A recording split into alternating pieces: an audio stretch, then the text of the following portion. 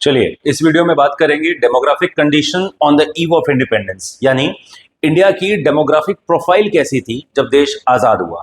Demography में क्या क्या चीजें काउंट होती हैं ये भी जाननी है, ये भी आपको समझना जरूरी रहेगा।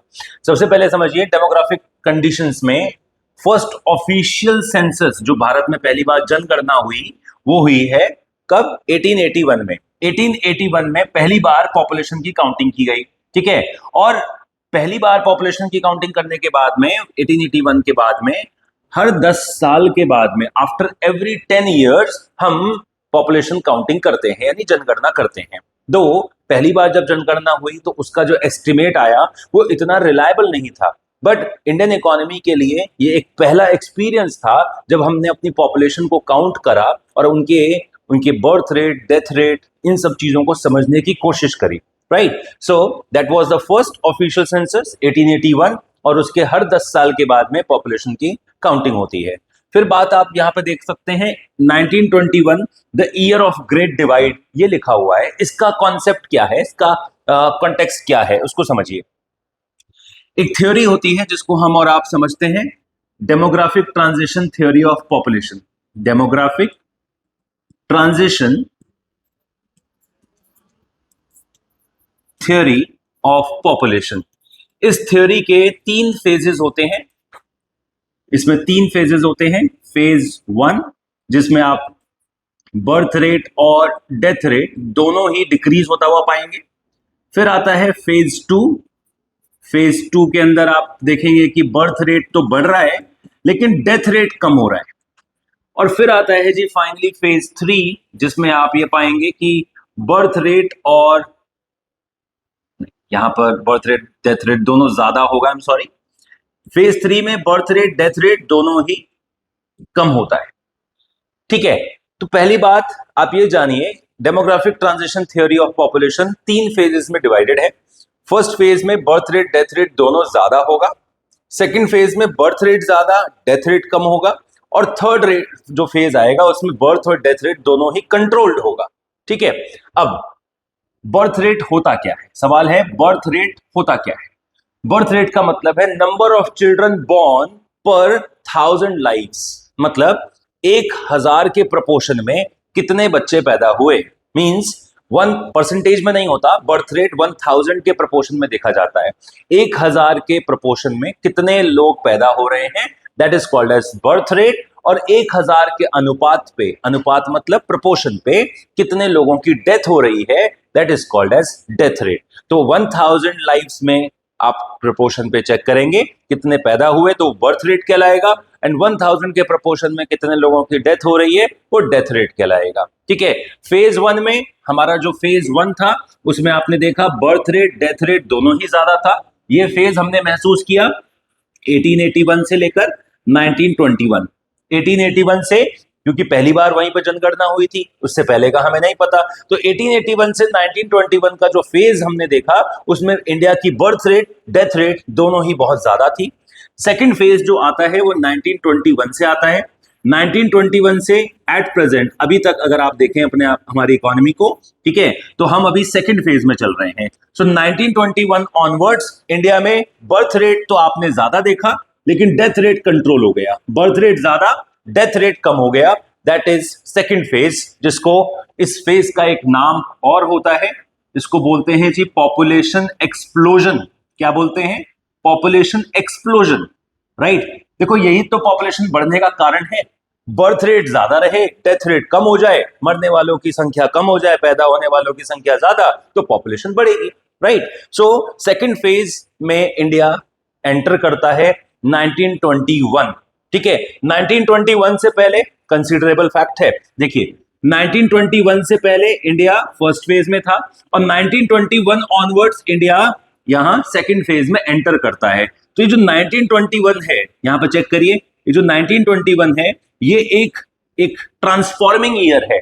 1921 एक ट्रांसफॉर्मिंग ईयर है जिसमें इससे पहले इंडिया फर्स्ट फेज में था और इसके बाद इंडिया सेकेंड फेज में एंटर कर रहा है, ठीक है। तो इसलिए 1921 को नाम दे दिया गया the year of great divide. The year of great divide, यहां पर पढ़िए, the year 1921 is considered as the year of great divide 1921 से पहले India was in the first stage of demographic transition and the second stage of transition began after 1921, इसीलिए इसका नाम है the year of great divide, right. तो पहला official census 1881 में हुआ और उसके हर 10 साल के बाद में पॉपुलेशन काउंट होती है, एंड इंडिया में 1921 को एक स्पेशल रेफरेंस दिया गया है, that is the year of great divide. क्यों? क्योंकि India entered in the second stage of demographic transition theory of population.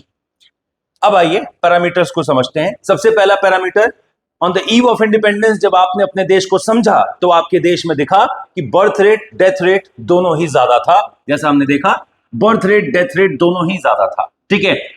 अब आप कहेंगे कि सर आप तो कह रहे थे 1921 के बाद बर्थ रेट ज्यादा और डेथ रेट कम हो गया, ठीक है, लेकिन 1921 से पहले अगर आप बात करेंगे तो बर्थ रेट डेथ रेट और भी ज्यादा था, ठीक है।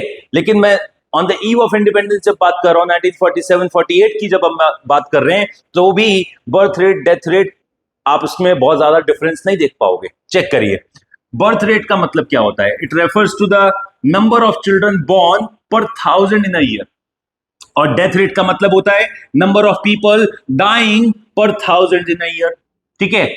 Birth rate and death rate both were very high, nearly 48 पर 1000 एंड 40 पर 1000, यानी 1000 के प्रोपोर्शन पे, अगर आप इसको ऐसे समझते हैं, 1000 के प्रोपोर्शन पे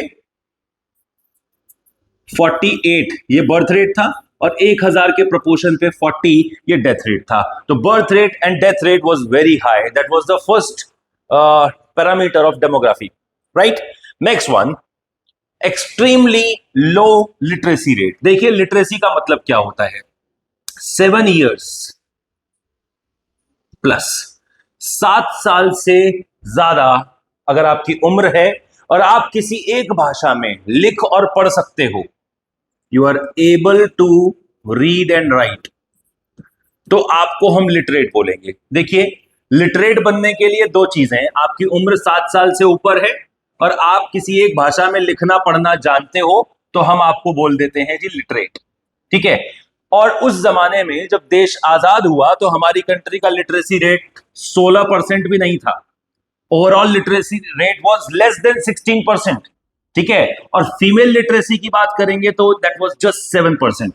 मतलब ओवरऑल लिटरेसी आपकी लेस देन 16%, और अगर फीमेल लिटरेसी की बात आप यहां पर पूछते हो तो वो जस्ट 7%, जो कि ये दिखाता है कि मैक्सिमम पॉपुलेशन आपकी पढ़ी लिखी नहीं थी, those who were not able to read and write, ठीक है।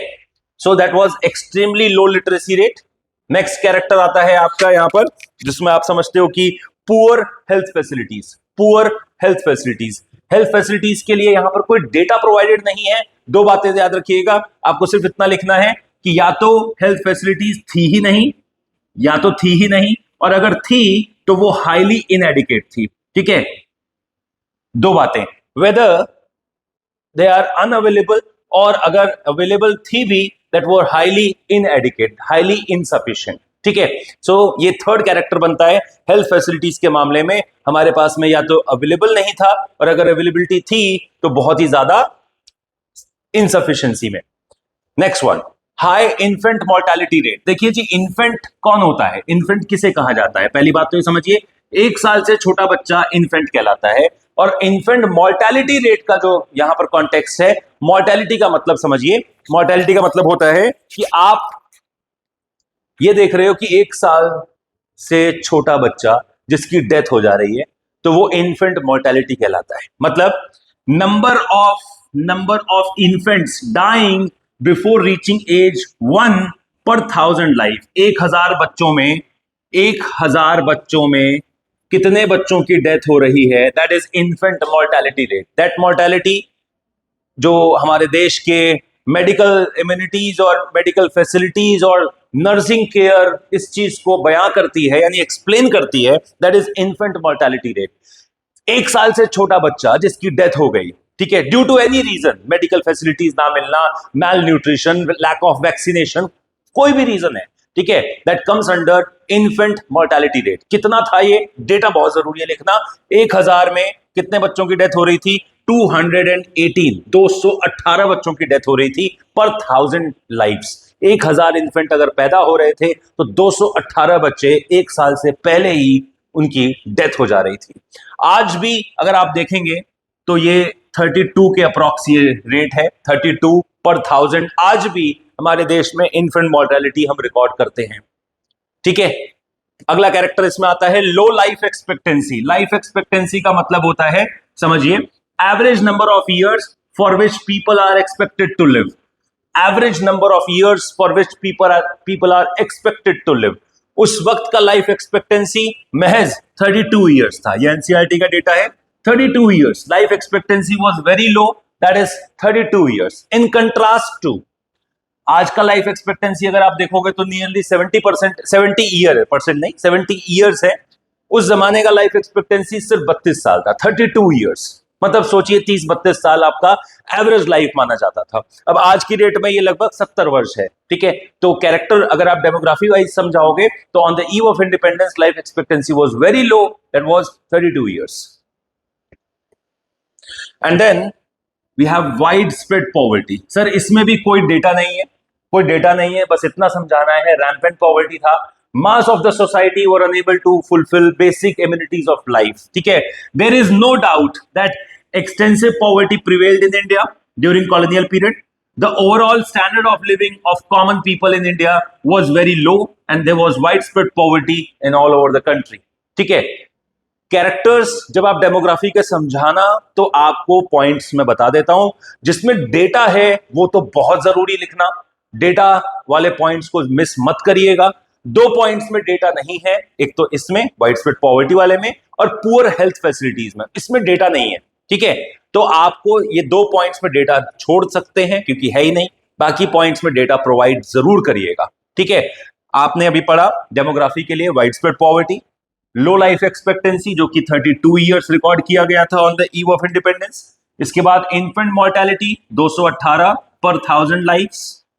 इसके बाद में आपने पुअर हेल्थ फैसिलिटीज में कोई डेटा नहीं है, बस इतना लिख देना, या तो अवेलेबल ही नहीं थी और अगर अवेलेबल थी तो वो हाईली इनएडिक्वेट थी।